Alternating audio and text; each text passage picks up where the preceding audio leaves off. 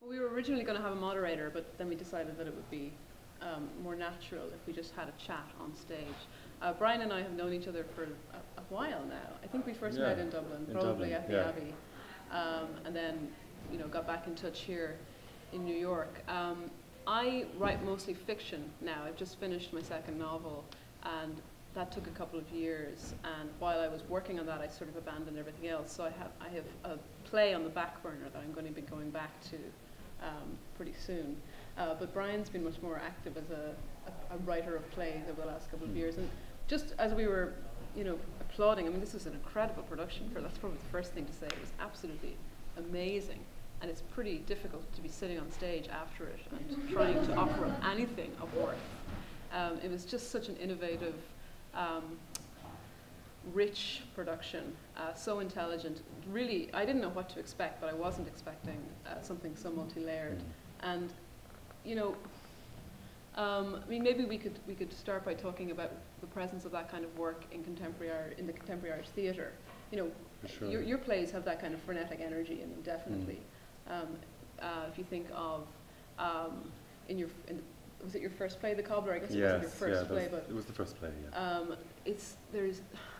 There's such sort of trickery and unpredictability among the characters, and also a sort of, I suppose this is something that, on which we're quite different in that I'm very wary of anything that might seem like melodrama, whereas I think that your work is much more ready to take risks with it, ready to square up to the opportunities that melodrama affords. Yeah, I think it's, I don't know, there's something, one of the phrases that I love that was written about the theatre was by the American critic Walter Kerr, who said, he wrote a fantastic book called How Not to Write a Play.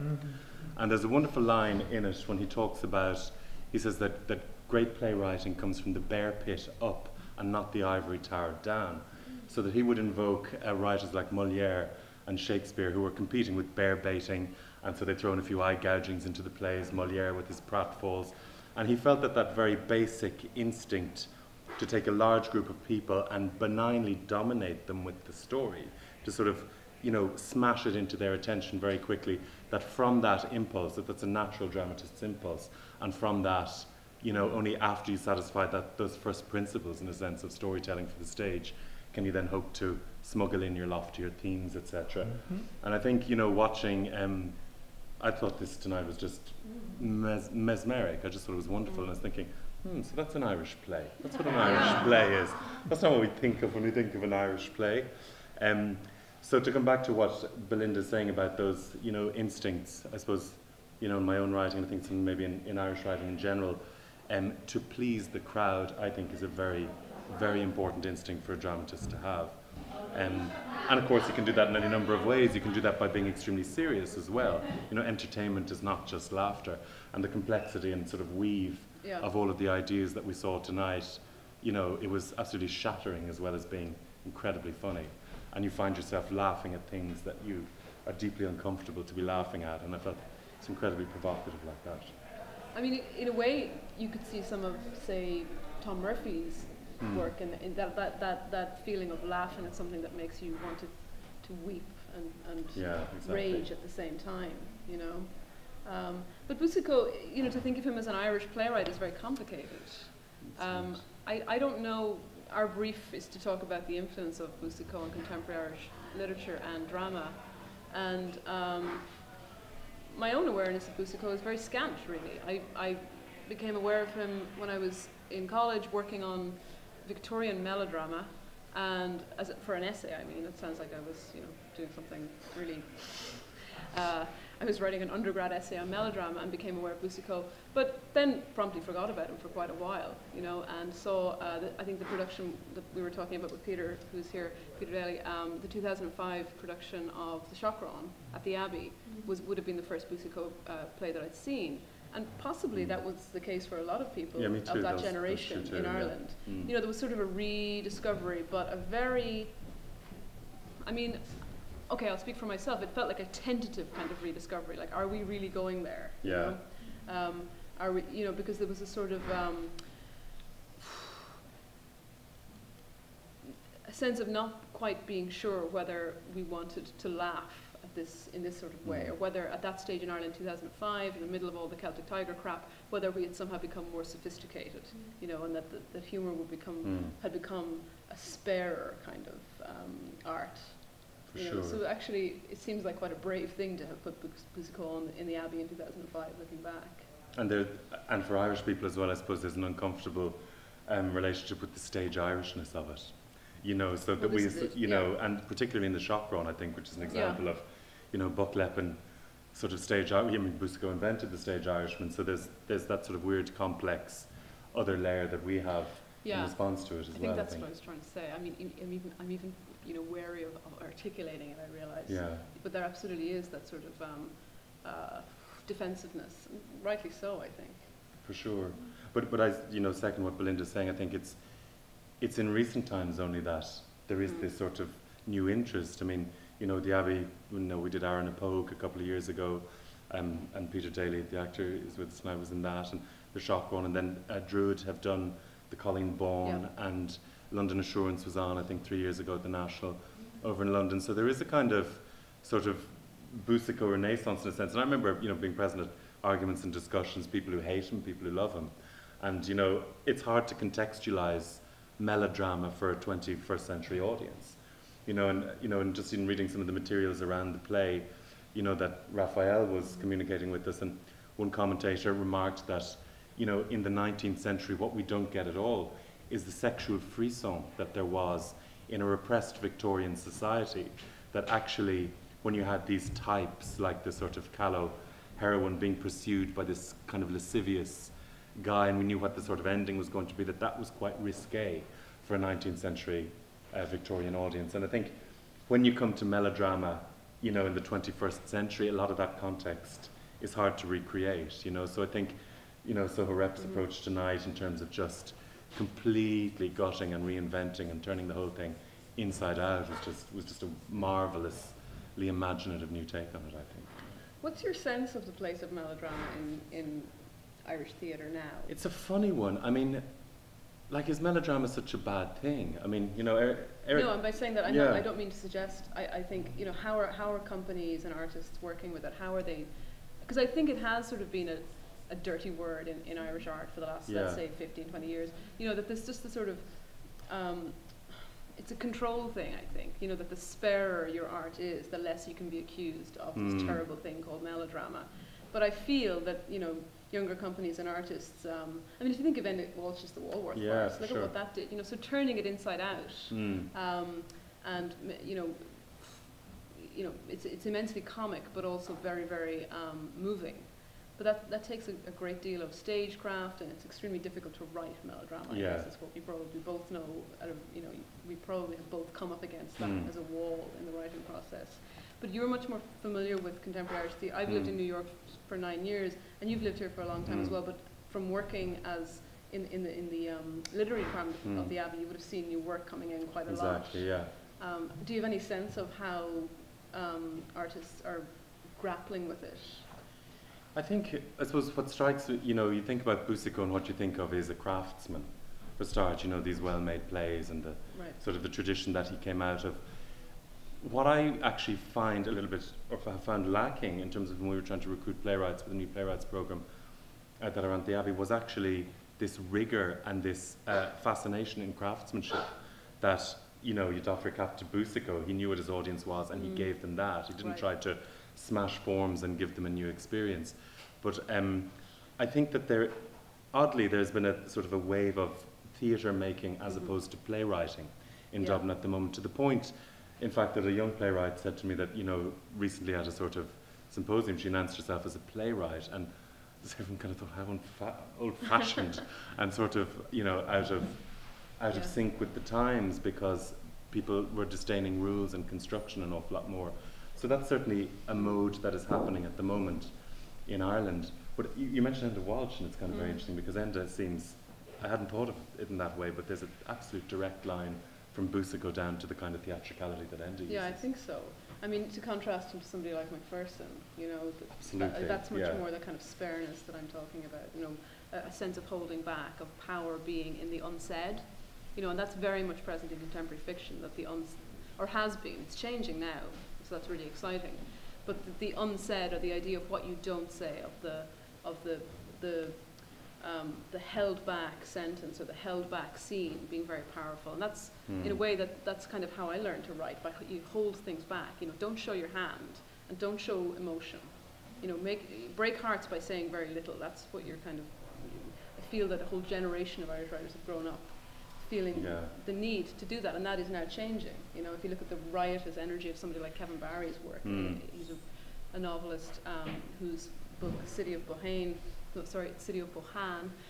won the Impact Prize last year, and is just really virtuoso novel, very much about language as well. I think that's the key. You know, that the language is explosive, and it's celebrating the very energy of what a sentence can do. And that's the way in which the energy of the kind of work that we saw here tonight, of course this is an interpretation as well, you know, the kind of energy of Boucicault is coming back into new work, and moving away from that sense of needing to be, you know, I don't know how it sinks in with what's happening in contemporary Irish culture. You know, I don't think we're becoming more expressive as people.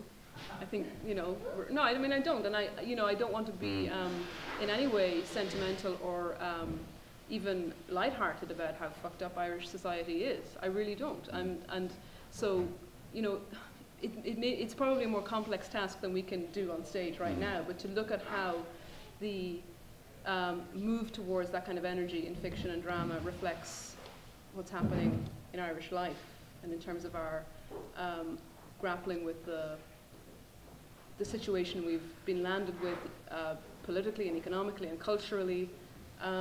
It certainly doesn't look in daily life as though there's a new energy of being able to say things in new ways. Yeah.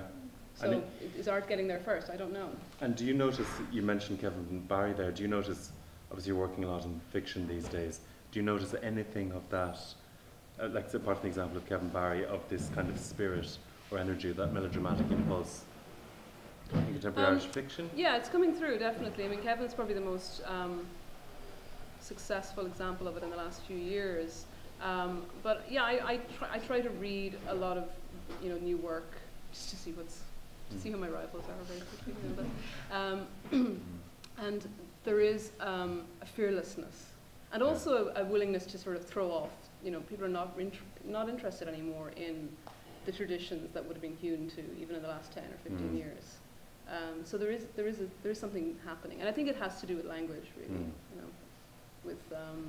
with an interest in language rather than an interest in themes. Yeah, that's very interesting. Like, and I suppose Irish playwriting is known for language as well. You know, people say, well, what's an Irish play? You know, I mean, there's all kinds of versions of it, but one thing that seems to be common to a lot of it is the texture of the language. You know, and all the, you know, various old reasons can be given that our English has been hammered out on the anvil of the older Irish language, and therefore syntactically and in terms of the colour of the expressions, and you know, it's, you know, language is important to us, I suppose, in Ireland, you know, in storytelling, and you know, it's almost a cliche at this stage, but yeah, I think we lean on that a lot. It's true, but we do lean into the very, you know, the Hiberno-English thing, and the fact that our English has the structure of Irish. You know, but I find myself saying that a lot, and then I hear this voice in my head saying, "So what? Yeah. What are you going to do with it?" Yeah. And also think like, what you're saying about society and how, you know, are the forms kind of responding to it. I see in a lot of the theatre being made in Dublin at the moment that there's quite a formal preoccupation, but a lot of the time, and some of the work is gorgeous and some of it's interesting, but form is only part of it. You know, I always think that the most fascinating formal innovations are when it's the material that puts pressure on the form to bend it into something new. You know, you think of a Samuel Beckett and the absolute innovations in those plays. That was because of the relentlessness of the personal vision, that those were the only forms that could actually house that content. Right. So it's actually driven by the pressure of the imagination and the material, and that's what kinks the forms out of shape. And I think that, you know, in the way that you see bigger movements, and I'm not great at tracing those bigger movements, but like existentialism after the war, you know, so that when you come to almost global apocalypse and meltdown and all values collapse, then you get this kind of solipsism coming into the work. And maybe something like that will happen in Ireland, but you probably won't know until after the fact, and then you sort of group certain works together and say, well, perhaps it might have come out I'm of just that, thinking you as know? you're talking that one of the novels that really impressed me over the last couple of years was called The Devil I Know by Claire Kilroy. Is anybody familiar with her work? Her first 3 novels were quite beautiful novels, but you know, quite well. The first 2 certainly. The third was a bit more experimental, I suppose. But they were novels in the Irish mould, you know. And then came up this novel, which was a response to the economic crash and to the fact that economic crash was caused by the incredible corruption of developers and bankers and politicians. And it was kind of the novel that critics have been calling out for. You know, where is the novel of the crash? Where is the novel of the boom to bust? Where is the novel that's dealing with all of this? And this novel came, and it was hardly even registered. You know, I think it's been massively underrated. But it is, now that I think about it, it is Boucicault to its bones. You know, it's this incredibly brave, audacious, very funny, extremely dark melodrama about a former developer, I think, who returns. He's returning to his family seat. No, he's not a developer. He's had to flee for various reasons, and he returns to the family home to find that it's been not only sort of embroiled in this whole development saga, as in property development, but it's sort of it becomes a supernatural story. It becomes a Faustian story. It becomes incredibly large in its ambitions.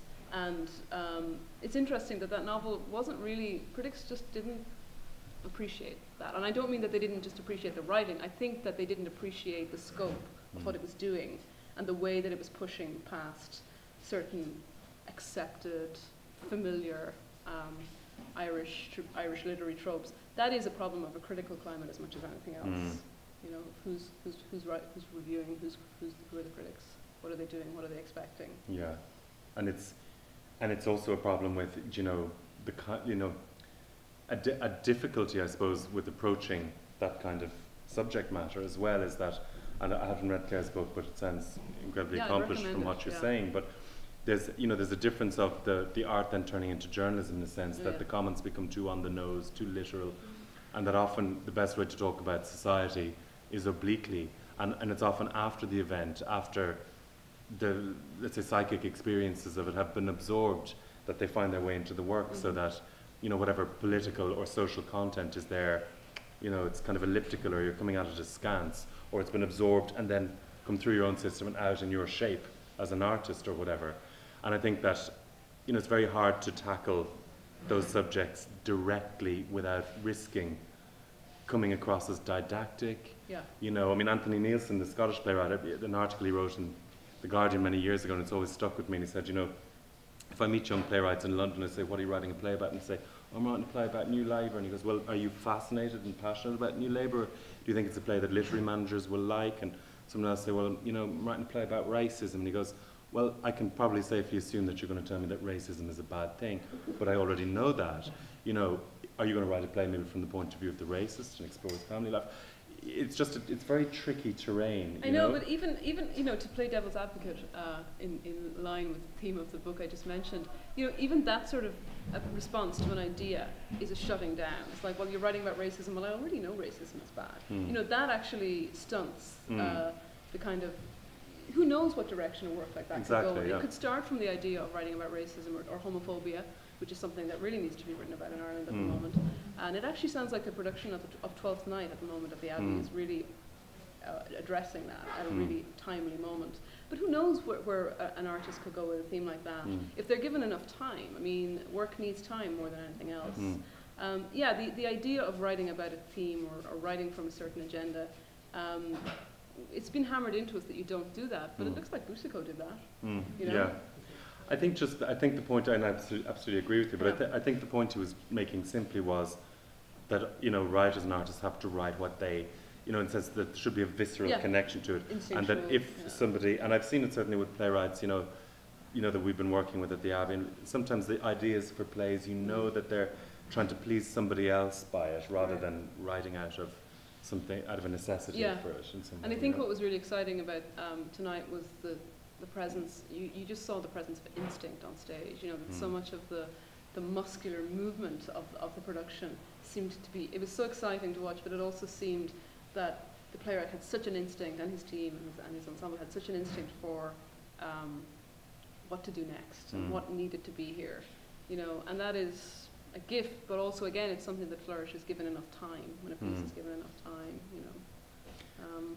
And we were saying just beforehand, you know, or at the intermission that, you know, at the moment, you know, things like gay marriage and, you know, homosexuality and equal rights, they're still hotbed issues. And then we look and we say, oh, look how dated slavery, you know, it's all extremely recent, all this stuff, relatively speaking. You know, my mother, when she married my father, had to leave her job at the bank in Ireland because she wasn't allowed to get married and have a job. That's only, you know, a few decades back. So, you know, the kind of material that here somehow feels in the past is absolutely not. And we're not remotely as evolved as we think as societies, you know, and to have that all sort of, to use the word in Boucicault's play, mashed up in that way is just I didn't know he invented that phrase, or word, or term.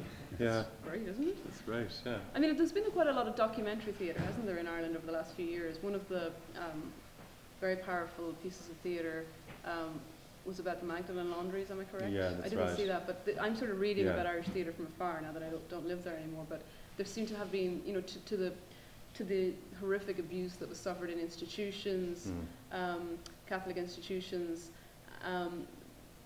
some of the response was through a documentary form of theatre, which seems, from what I've read, you probably have been familiar with some of it. Yes, we actually at the Abbey we did a thing called No Escape, which was, you know, based on the Ryan report, which came out about, you know, abuse in the industrial schools in Ireland, and it was done in a documentary style, and, you know, in a sense it reminded me of that play about Auschwitz by the investigation, is it by the guy who did Marat Sad, Peter Weiss, exactly, and, you know, where he just took the verbatim you know, depositions from Nuremberg, and it was astonishing, the brutality and the imagination behind the brutality.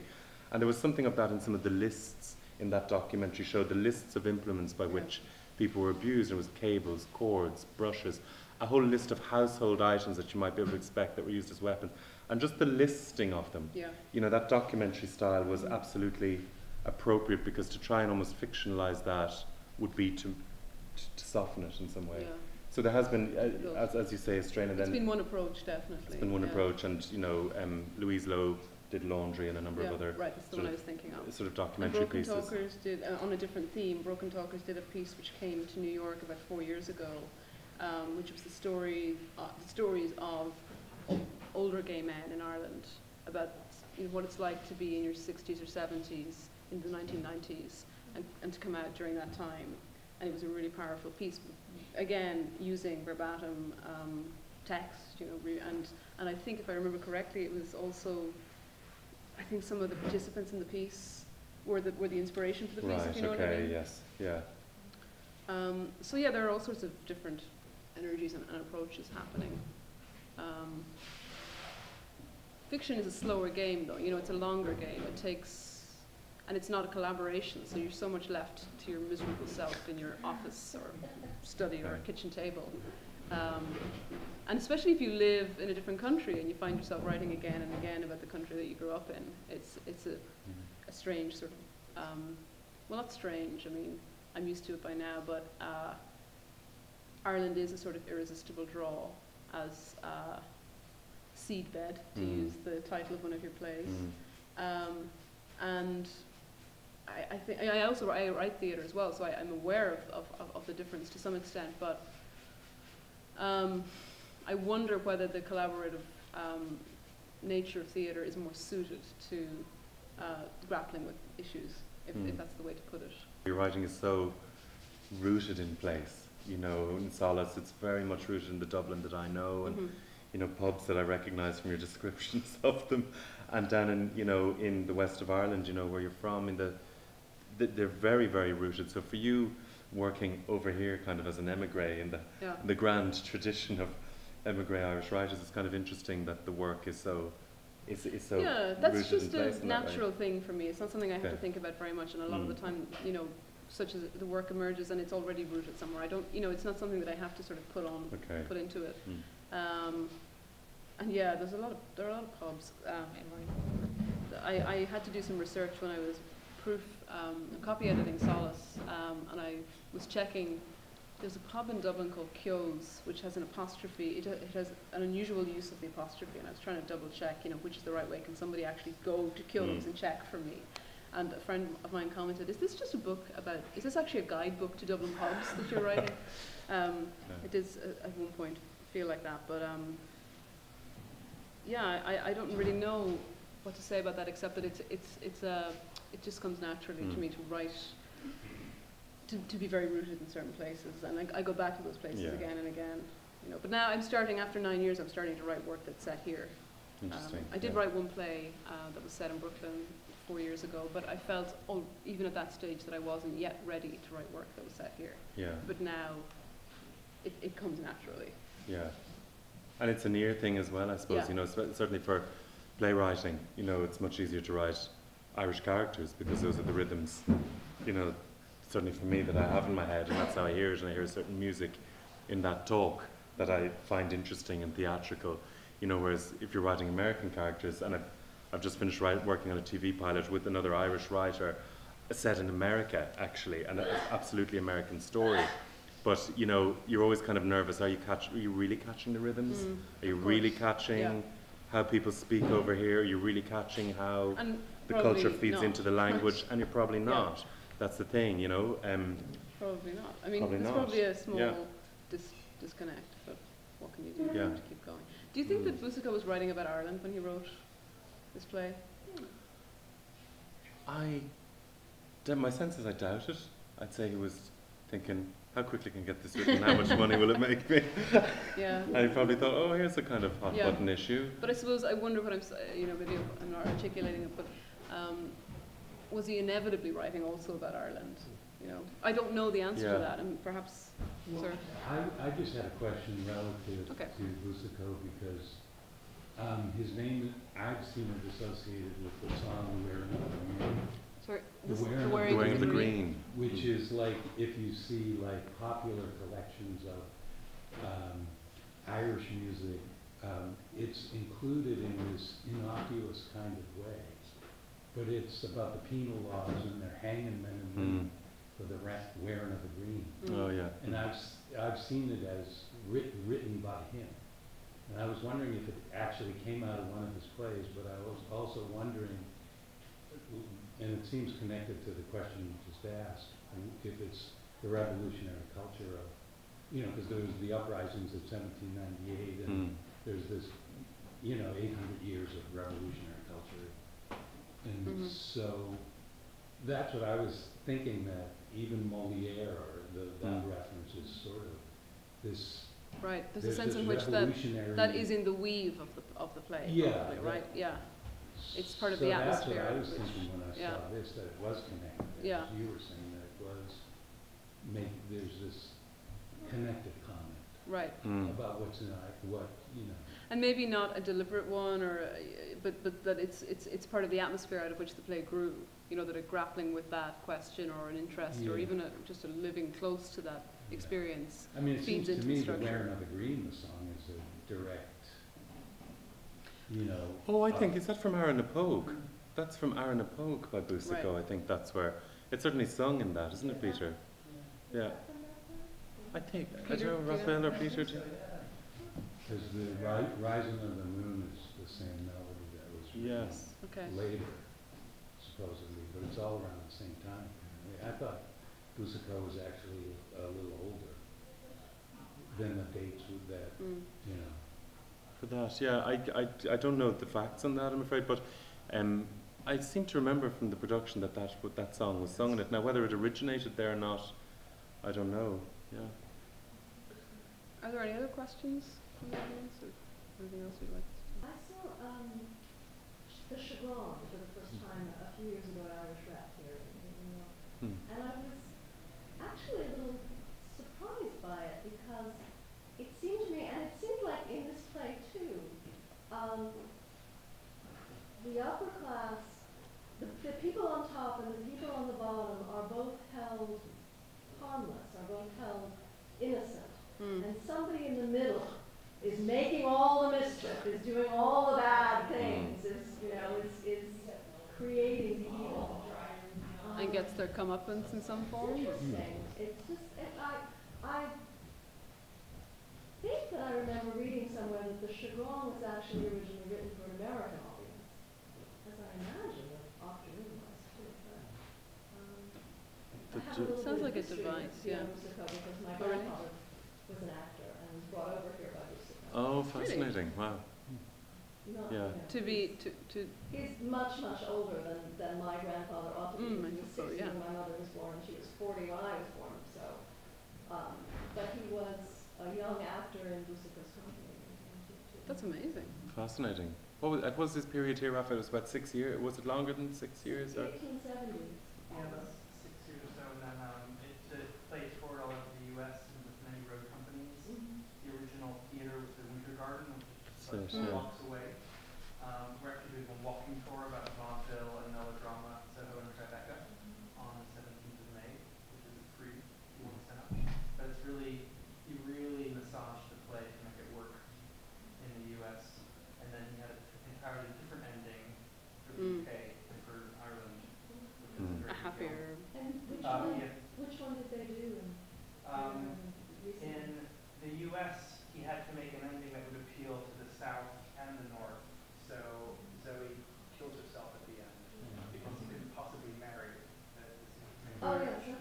Right. In Britain and Ireland, they marry and live happily ever after because the sort of colonial idea, looking Yeah. under the slavery, they abolished it many years before the U.S. So he gave the people what they want.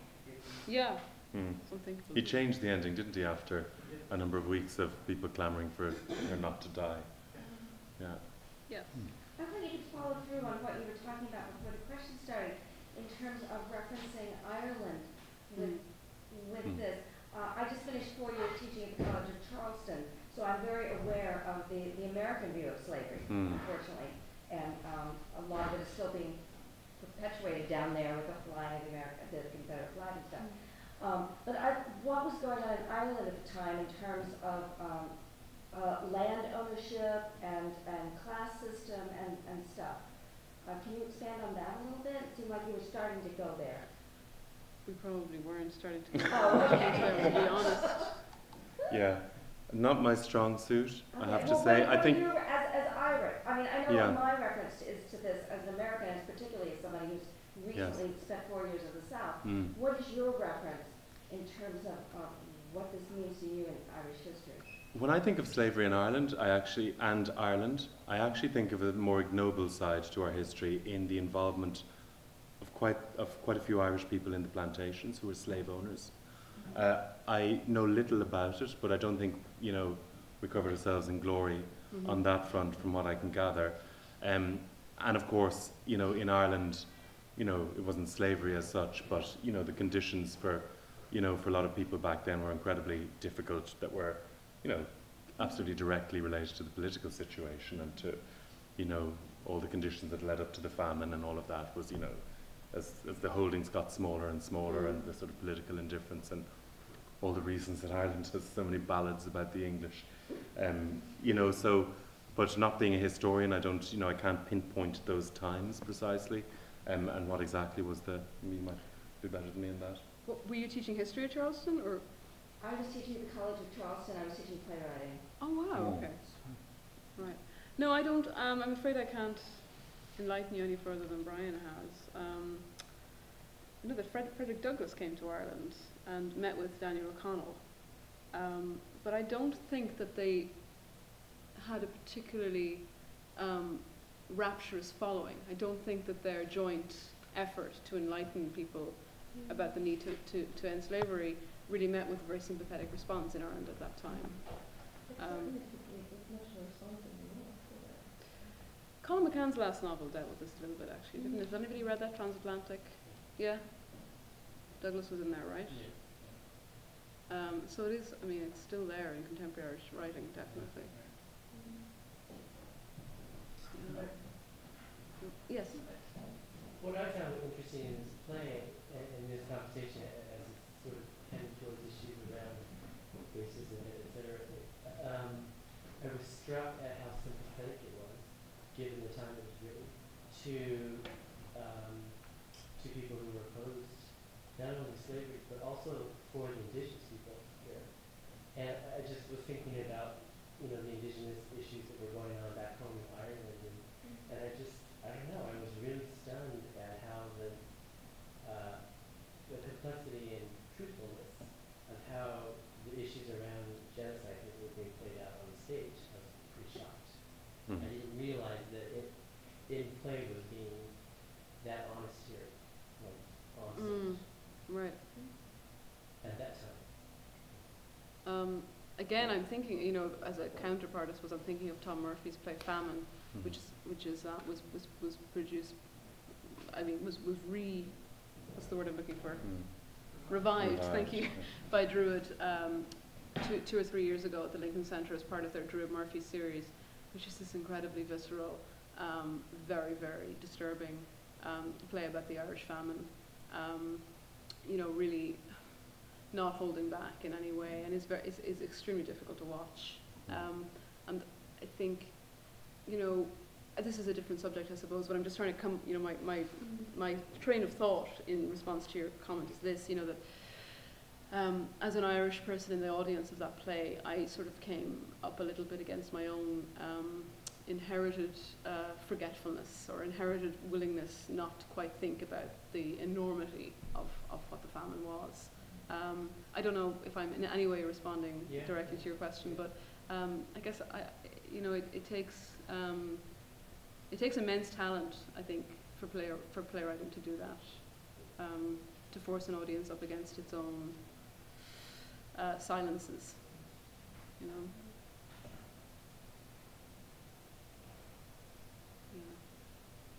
Any other questions or prompts, nudges? Like the whole concept of melodrama makes you be able to watch. Right. The intensity of it is too intense to bear. Yeah. You see the truth. The truth, it was there. I was surprised too, like you were saying, that this actually got produced in the United States. It's true. It's remarkable, isn't it? Genocide is going on. And I think, even at the time that the original Octoroon was produced, wasn't it quite striking? It was such, in a sense, incendiary material.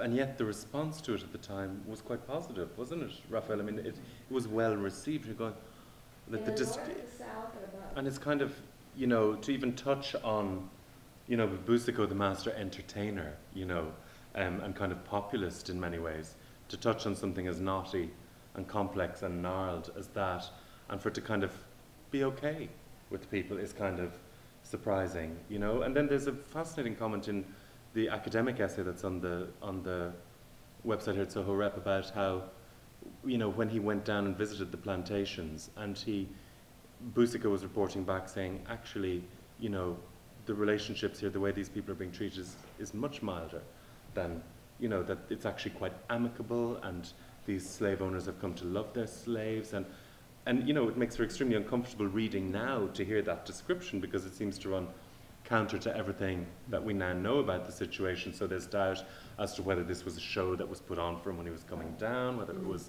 sort of faked up, or else it just happened to be that one plantation that he visited, whereas there was clearly all these horrors going on in the other plantations. And then Boucicault hints at this one, he said, but there is one indescribable other horror that is way worse than the physical and sexual degradation and torture of these people, but he falls shy of mentioning what that is. It's like a kind of, like Fermat's last theorem, he left this kind of tantalizing sort of remark about it. So I find that particularly striking, going through the, He does sort of skirt the line, though, between actually attacking the institution of slavery. He doesn't. It exists, it's almost benign. You mentioned he doesn't really attack the slave owners. It's an evil individual. It's not the institution that's bad. It's people who were in the institution. And he really plays that line. I mean, very close to, people are entertaining, which I can understand why it would be acceptable everybody seems to have accepted that because she was an actor room, you can't get married. That's their own, and nobody seems to question that there's a law saying you can't marry a person of a different race. This is all acceptable. It doesn't make it. Exactly. Ireland doesn't really never had a racial problem though. It does now. It's pretty homogeneous. The only, I love Irish literature, but it only seems to be the Church in England seem to be the two real enemies to Ireland, rather than any kind of other that's existed. Where in England, I mean, I just saw a BBC program about people out of World War II, and the racism in England since World War II, where people are marrying people from the East, Pakistanis, and the racism that people who married GIs were treated horribly in England. And it continues right on. I mean, we still have the problem. Well, there is a racism problem in Ireland. There is a racism problem in Ireland, which is related to the to new populations in Ireland. Well, now I'm talking about in the last 15 or 20 years. It's been interesting to see how contemporary. But I don't. I mean, historically, I don't remember any kind of, because it is such a homogeneous. The only outsiders were English or Scotch English. Well, think of Ulysses. Think of what Leopold Bloom says about Ireland. And when you go back, you know, this notion I always sort of, what you're saying is right in so many ways. It's in the last 20 years or so with the Celtic Tiger that it attracted a lot of migration into the country.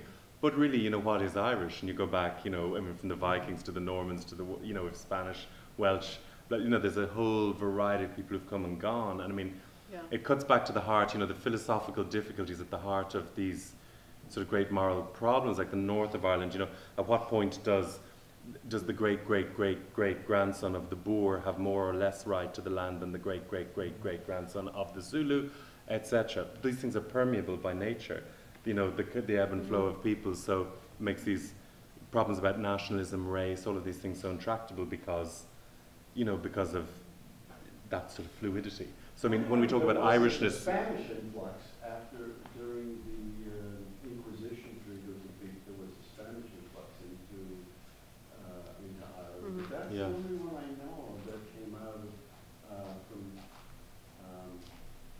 that changed the complexion of the country. I think what I always am just struck by that, you know, racism, like, it's not always an American problem or a problem from, it's a human problem. And it's like if you just tweak the environment slightly, you know, you look at the horrible genocide in Rwanda, and, you know, that was conducted by people across the social divide. You had doctors, nurses, school teachers, middle classes, you know, and going at each other with machetes and, you know, sticks with nails in them. And the sort of the butchery of that was just so surreal in a way, and it cut across the class divide. So it's always just so terrifying how far or how close beneath the surface all of these potentials are within us, you know? And then you cut back to, you know, getting any country behind war or behind any cause like that. You look at how media rallies countries to make war, or to go to war, or to, you know, it's always the same old rhetoric, and people are so easily inflamed by it. So, I don't know, I just think that this play this evening is just such a wonderfully kind of penetrating, complex sort of, you know, touching on so many of those questions, I think. I'm sorry to leave Deborah on, but I need to clean up the plantation.